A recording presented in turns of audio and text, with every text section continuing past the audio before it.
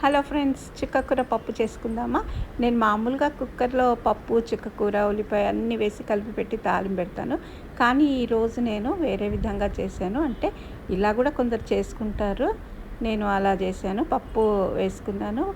తర్వాత చుక్కకూర అంతా బాగా కడుక్కొని నీట్‌గా అంతా కట్ చేసుకున్నాను. ఉల్లిపాయ, పచ్చిమిర్చి కట్ చేసుకున్నాను. తర్వాత కళాయి పెట్టేసి కొంచెం ఆయిల్ వేసుకోవాలి. వేసుకొని ఉల్లిపాయ, పచ్చిమిర్చి వేయాలి. ఒక్క నిమిషం వేగినాక చుక్కకూర వేసుకోవాలి మనం.